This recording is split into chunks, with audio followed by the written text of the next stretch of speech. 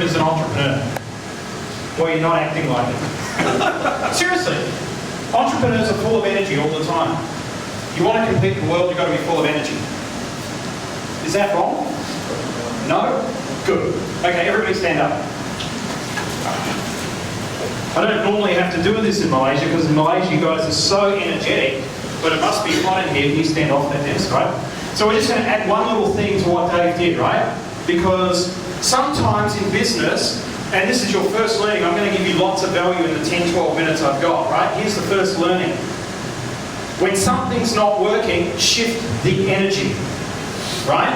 Shift it. Change it. So we might do the whole speech with me standing up here. That could be shifting the energy. Something's not working in your business, shift it. So let's do this. Let's take a deep breath in and out. One more, even bigger. And out. Now turn to the person on your right, turn to the person on your left, give them a high five and say, you've got a great smile. You've got a great smile. You've got a great smile. Okay, that's much better. Oh, good. We're alive. Good, good, good.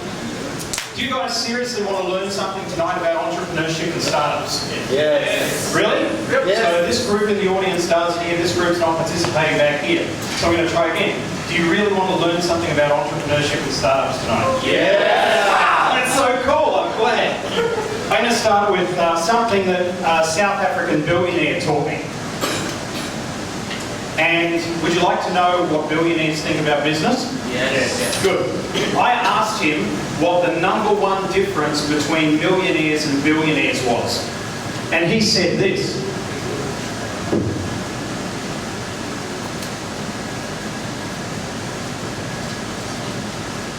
What's that word? Decisiveness. He said that millionaires take too long to make decisions. Billionaires make decisions like that. That's why they're billionaires, and we're all billionaires. Are we? Second thing is I asked him what else was part of the formula that ultimately made up the most successful entrepreneurs on the planet. And he said there's 2 other things. Here's the first one.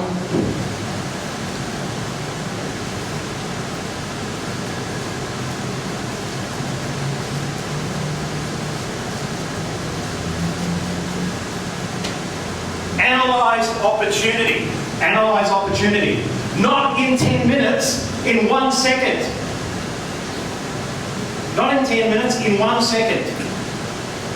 It's simple. Sometimes I do this. I was doing this today, coaching a client of mine. And she goes, oh, I don't know what decision to make about this. And I went, simple game. I said, you want to play a game? She goes, yes. I said, coffee or tea? She goes, tea. I said, okay, flying or walking? She said, oh, walking, I hate flight. So I said, okay, do you like the guy in the red jacket there or the guy in the blue jacket? She said, the guy in the blue jacket. I said, are you going to fire your employee or keep them on? She said, keep them on. Simple, right? Why do we need to take so much time to make decisions?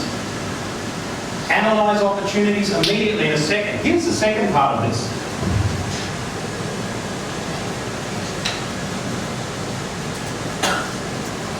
What's that word? Intuition. What does intuition mean? Gut feel.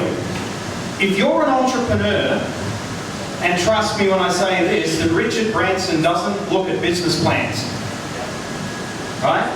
What he does is he sees an opportunity. He analyzes it immediately by his gut feel and he makes a decision. He was at a party for one of his staff at Virgin Airlines. It was a bridal shower. She was getting married. And I know this because one of our clients worked immediately as Richard Branson's secretary. And Richard came into the room, he gave her a bottle of champagne, he said, I can't stay, I have to go. And she said, Richard, before you go, when I come back from my honeymoon, I want to pitch you an idea. Richard said, why wait? Tell me now. Are you ready when somebody asks you that? And they've got the checkbook and you want money? Right? So she goes, I've got this idea for a company called Virgin Brides. And he went, Virgin Brides. It's a great idea. I'll start you on £150,000 a year, make you CEO. I'll give you 5% of the company. See Bill and John over there, they'll do the deal for you and do the business plan when you come back. Have a great wedding, see you. What he did immediately is he analysed an opportunity. He didn't even need to know what Virgin Rides was going to do. He went, that's a cool name. It fits with my brand. Then he went, does it feel right? Yes, it feels right. So he makes a decision. Some of us could take 5 months to make that decision. In the last 5 years, I've started 7 businesses. 2 of them I've closed down. 5 of them are operating with varying degrees of success from pretty happy to really, really happy. But I don't want to spend time on the 5 that are doing well. I want to spend time and tell you what entrepreneurs do when something's not going well. And in both occasions, they were for things outside of my control. The first business was in the property area. And we've been really successful. We've run this business as a pilot business, my business partner and I, for around about a year. Actually 18 months more likely, and we built a really nice pilot model. And I suggest that when you go into business and you want to conquer the world as you do as entrepreneurs, then build something that becomes a proven concept. Prove it before you take it to the world and try and sell it. Doesn't matter how small you can, but prove it. So we've proven this, it was very profitable, so we went out and we said we are going to franchise this business. Franchising is a very nice way to make money in business. So we went out, isn't that right, Lillian? Yes, just right. And so we went out and we went on the road. And this is the absolute truth. We did a week of touring and doing workshops just like this to sell franchises. This is how I sold franchises. Not one-to-one meetings, too hard, takes too much time, in a room like this. I just talked about what we were doing, showed them what the market was happening in property, said this is the franchise opportunity, it's 150,000 or 300,000 or 650,000 to the top of them. At the end of the week, we had $3.2 million in the bank. Not a bad week.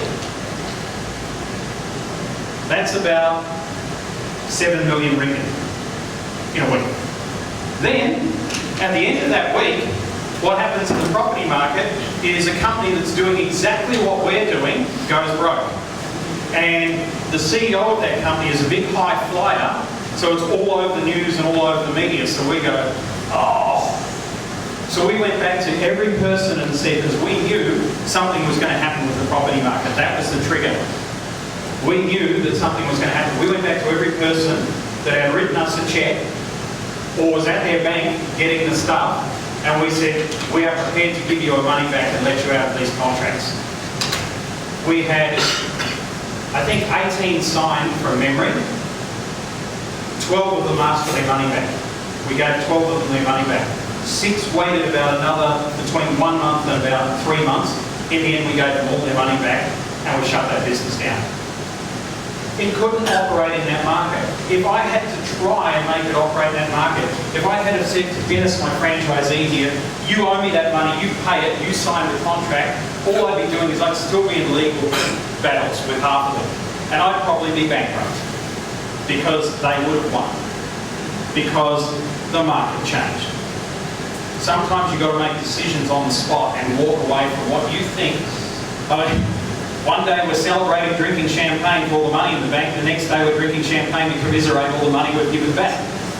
Still drinking champagne. Second business. Have you heard of Groupon? Yes. Okay.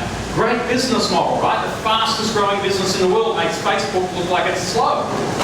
So we think we're going to start Groupon New Zealand. We'll call it a different name.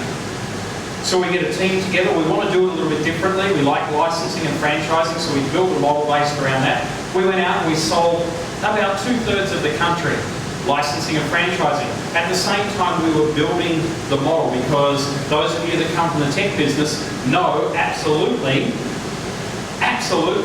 that it takes some time to build the technology behind this, right?